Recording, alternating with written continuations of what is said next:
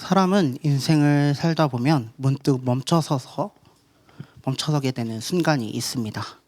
앞만 보고 달려오다가 어느 날 갑자기 마음이 가라앉고 어느 날 갑자기 스스로에게 질문하게 됩니다. 나는 지금 어디에 서 있는가? 내가 가고 있는 이 방향은 정말 맞는가?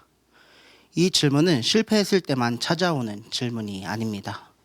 오히려 삶이 어느 정도 안정되었을 때, 일상이 반복되기 시작했을 때, 그리고 신앙도 어느 정도 자리를 잡았다고 느낄 때, 조용히 마음 깊은 곳에서 고개를 듭니다. 우리는 보통 문제가 생기면 신앙을 돌아봅니다. 기도가 부족했는지, 말씀은 소홀했는지, 뭔가 잘못한 것이 있었는지를 점검합니다. 그런데 이상하게도 문제가 없을 때는 신앙을 거의 점검하지 않습니다. 그래서 신앙의 가장 큰 위험은 믿지 않는 데 있습니다. 이미 믿고 있다고 생각하는데 이미 안다고 느끼는 순간 말씀은 더 이상 우리를 흔들지 못합니다. 신앙은 점검의 대상이 아니라 관리의 대상이 되어 버립니다. 그래서 오늘 우리는 더 잘 믿어보자 라는 마음으로 말씀 앞에 서려 하지 않습니다. 이미 믿고 있는 사람으로, 이미 그리스도를 주로 고백하고 있는 사람으로 말씀 앞에 서려 합니다. 오늘 우리가 읽은 골로새서 말씀은 믿음의 시작을 설명하는 말씀이 아닙니다. 처음 교회에 나온 사람들에게 주어진 말씀이 아닙니다. 이미 예수 그리스도를 주로 고백했고, 이미 복음을 들었고, 이미 교회 공동체 안에 있던 사람들에게 주어진 말씀입니다. 사도 바울은 그들의 신앙을 의심하려 하지 않습니다. 구원을 다시 증명하라고 요구하지도 않습니다. 대신 한 문장으로 그들의 정체성을 먼저 분명히 합니다. 그러므로 너희가 그리스도 예수를 주로 받았으니. 이 한 문장은 신앙의 출발점을 단번에 고정합니다. 신앙은 인간의 결단에서 시작되지 않습니다. 신앙은 하나님께서 그리스도를 우리에게 주신 사건에서 시작합니다. 우리를 그리스도를 선택한 사람들이 아니라 그리스도를 받은 사람들입니다. 이 차이는 매우 큽니다. 이 차이를 놓치면 오늘 말씀은 곧바로 부담이 됩니다.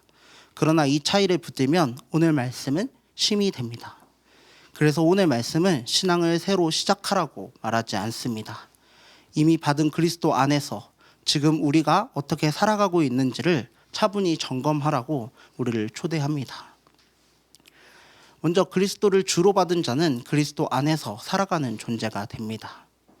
사도 바울은 이 대지를 시작하며 삶의 요구부터 말하지 않습니다. 가장 먼저 정체성을 선언합니다. 그러므로 너희가 그리스도 예수를 주로 받았으니. 바울이 여기서 그러므로 라고 말하는 이유는 분명합니다. 지금부터 말하려는 모든 삶의 이야기가 우리 결단이나 열심 위에 세워진 것이 아니라 이미 주어진 은혜 위에 서 있기 때문입니다. 여기서 바울이 사용하는 받았다는 말은 단순한 과거 표현이 아닙니다. 이 말은 신앙의 주도권이 전적으로 하나님께 있다는 사실을 분명히 못 박는 선언입니다. 받았다는 말은 신앙이 처음부터 끝까지 은혜로 시작되었음을 선언하는 말입니다. 우리가 하나님을 찾기 전에 하나님께서 먼저 우리를 찾으셨습니다. 우리가 결단하기 전에 하나님께서 먼저 그리스도를 우리에게 주셨습니다.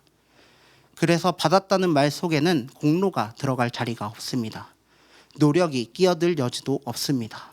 자격을 따질 이유도 없습니다. 신앙이 흔들리는 이유는 은혜가 약해서가 아닙니다.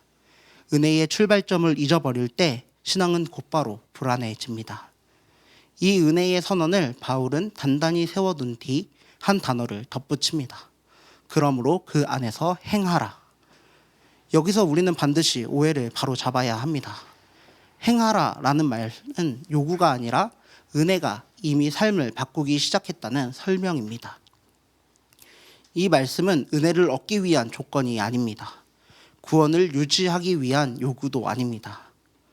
이 말은 은혜가 단지 마음속에 머무르지 않고 이미 삶의 방향과 기준을 바꾸기 시작했다는 설명입니다. 행함은 원인이 아니라 결과입니다. 은혜는 가만히 머물러 있지 않습니다. 은혜는 반드시 삶으로 흘러갑니다.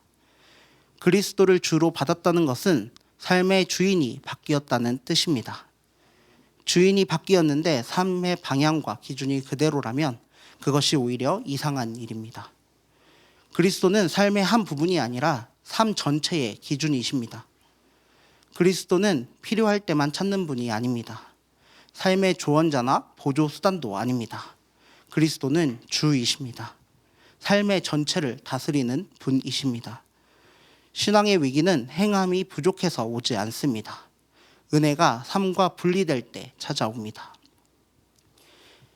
신앙의 성장은 더하는 것이 아니라 이미 주어진 그리스도 안에 깊이 뿌리내리는 것입니다. 이제 바울은 그리스도 안에서 살아가는 삶이 어떻게 자라는지를 설명합니다. 그 안에 뿌리를 박으며.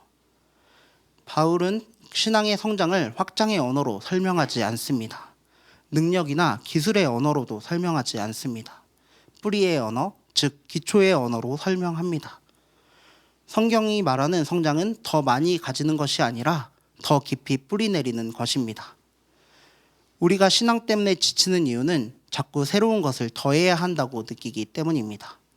더 해야 하고, 더 가져야 하고, 더 나아가야 할 것 같다는 생각이 신앙을 무겁게 만듭니다. 그러나 바울은 전혀 다른 방향을 제시합니다. 신앙의 성장은 새로운 중심을 만드는 것이 아니라 이미 주어진 중심이신 그리스도 안으로 더 깊이 들어가는 것이라고 말합니다. 그래서 바울은 이렇게 덧붙입니다. 교훈을 받은 대로 믿음에 굳게 서서. 이 말은 매우 중요합니다. 복음은 수정되지 않습니다. 보완되지도 않습니다. 업데이트 되지도 않습니다. 신앙의 성장은 복음을 넘어서는 것이 아니라 복음 안에 더 깊이 머무는 것입니다. 신앙이 성숙할수록 복음은 복잡해지지 않습니다. 오히려 더 단순해집니다. 더 중심으로 돌아옵니다. 그리고 바울은 신앙의 성장의 결과를 말합니다. 감사함을 넘치게 하라. 감사는 훈련의 결과가 아니라 은혜 위에 세워진 신앙에서 반드시 흘러나오는 열매입니다. 감사는 억지로 만들어내는 태도가 아닙니다. 명령처럼 붙들수록 오히려 더 메말라집니다. 감사는 은혜를 바로 알고 있을 때 자연스럽게 흘러나오는 반응입니다. 감사가 사라졌다면 상황만 점검할 문제가 아닙니다. 우리는 반드시 뿌리가 어디에 있는지를 정직하게 돌아봐야 합니다. 그리스도께서 이미 완전하시기에 성도는 더 채워질 필요가 없습니다. 이제 바울은 앞선 모든 논의를 정리하며 가장 단호한 경고와 가장 분명한 선언을 합니다. 누가 철학과 헛된 속임수로 너희를 사로잡지 못하게 하라. 여기서 바울이 말하는 철학은 생각이 깊다는 의미가 아닙니다.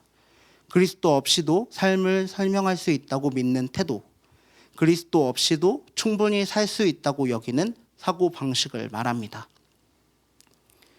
가장 위험한 신앙은 그리스도를 부정하는 신앙이 아니라 더하려는 신앙입니다. 그리스도를 말하지만 그리스도는 충분하지 않다고 말하는 신앙, 복음을 인정하지만 다른 기준을 함께 붙드는 신앙입니다. 이 순간 복음은 더 이상 복음이 아닙니다.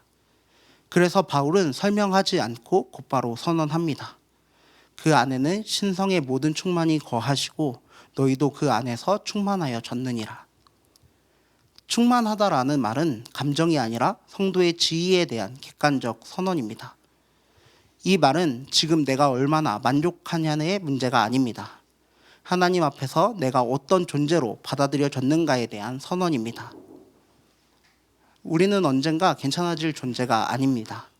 이미 그리스도 안에서 충만한 존재로 받아들여진 사람들입니다.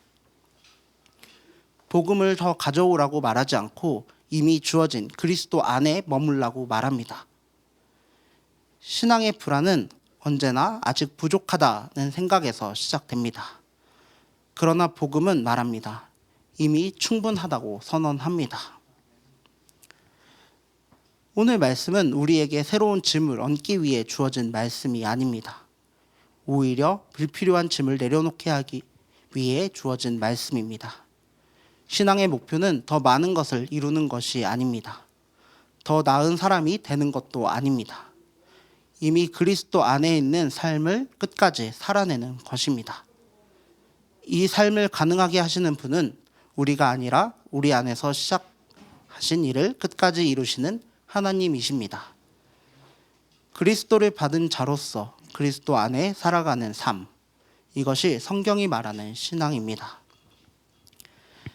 오늘 이 말씀이 우리의 신앙을 다시 단순하게 하기를 바랍니다.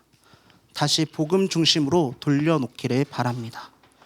그리고 그리스도 안에서 담대하고 안정되게 삶을 살아가기를 바랍니다. 이 시간 함께 기도하겠습니다.